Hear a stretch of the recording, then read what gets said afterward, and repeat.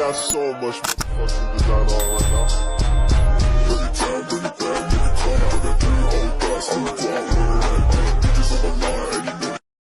Wabarakatuh.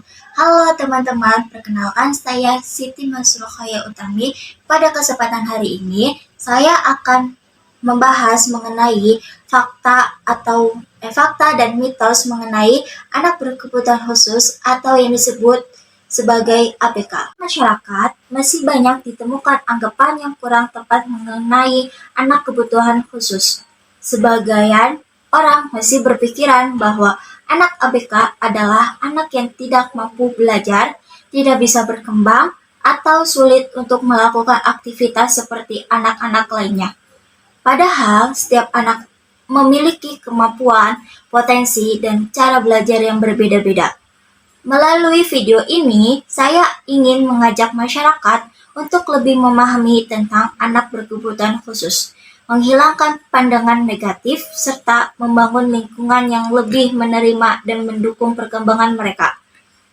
Anak berkebutuhan khusus adalah anak yang mengalami hambatan atau perbedaan tertentu dalam proses perkembangannya, baik dalam aspek fisik, intelektual, sosial, emosi, maupun komunikasi. Kondisi tersebut membuat mereka membutuhkan dukungan dan layanan yang sesuai dengan kebutuhannya.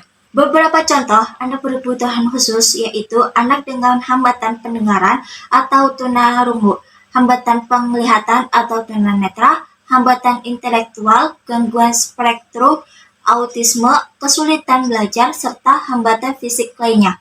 Namun, perlu dipahami bahwa menjadi anak berkebutuhan khusus bukan berarti menjadi tidak memiliki kemampuan.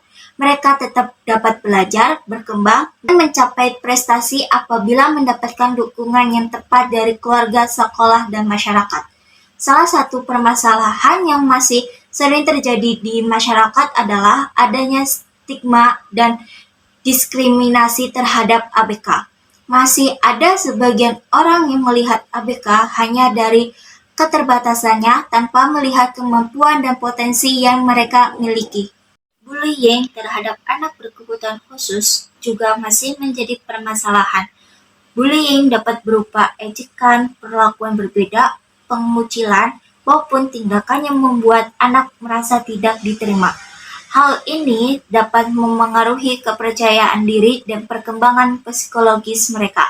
Padahal, anak berkebutuhan khusus memiliki hak yang sama dengan anak lainnya, yaitu hak untuk mendapatkan pendidikan, kasih sayang, kesempatan berkembang, dan lingkungan yang aman. Ada beberapa mitos yang sering muncul mengenai ABK. Mitos pertama adalah anggapan bahwa anak berkebutuhan khusus tidak bisa belajar seperti anak lainnya. Faktanya, anak ABK tetap dapat belajar, hanya saja terkadang membutuhkan metode, strategi, dan waktu belajar yang berbeda sesuai dengan kebutuhannya. Autisme mungkin membutuhkan pembelajaran yang lebih terstruktur atau menggunakan bantuan visual agar lebih mudah memahami informasi. Mitos kedua adalah anggapan bahwa anak berkebutuhan khusus tidak memiliki bakat atau kemampuan. Padahal kenyataannya banyak anak berkebutuhan khusus yang memiliki potensi luar biasa dalam berbagai bidang seperti seni, musik, teknologi, maupun keterampilan tertentu. Setiap anak memiliki kelebihan masing-masing, sehingga tugas lingkungan sekitar adalah membantu menumbuhkan dan mengembangkan kemampuan tersebut. Ketiga adalah anggapan bahwa ABK harus selalu dikasihani. Sebenarnya, anak berkebutuhan khusus bukan untuk dikasihani, tetapi untuk dihargai, diterima, dan diberikan kesempatan. Sikap yang tepat adalah mendukung mereka agar mampu berkembang dan menjadi pribadi yang percaya diri. Sebagai masyarakat, ada beberapa hal yang dapat kita lakukan untuk mendukung ABK. Pertama, menerima mereka sebagai bagian dari lingkungan sosial. Kedua, menggunakan bahasa yang positif dan tidak memberikan label yang buruk. Ketiga, memberikan kesempatan kepada mereka untuk berinteraksi dan berpartisipasi dalam berbagai kegiatan. Lingkungan yang positif dan inklusif dapat membantu anak berkebutuhan khusus merasa dihargai dan lebih mudah mengembangkan potensi yang dimiliki. Konselor atau guru BK juga memiliki peran yang sangat penting.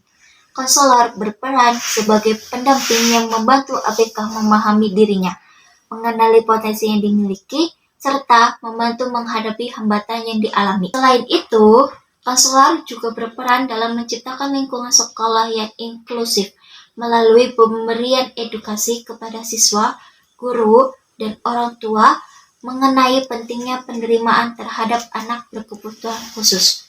Konselor juga membantu ABK dalam menghadapi masalah seperti rasa minder, kesulitan beradaptasi, maupun pengalaman bullying.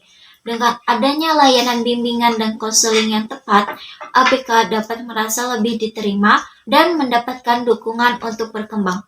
Dari pembahasan ini, kita dapat memahami bahwa anak berkebutuhan khusus bukanlah anak yang tidak mampu. Mereka hanya membutuhkan cara dukungan yang berbeda agar dapat berkembang sesuai dengan potensi yang dimiliki. Mari kita bersama-sama menghilangkan stigma dan diskriminasi terhadap ABK.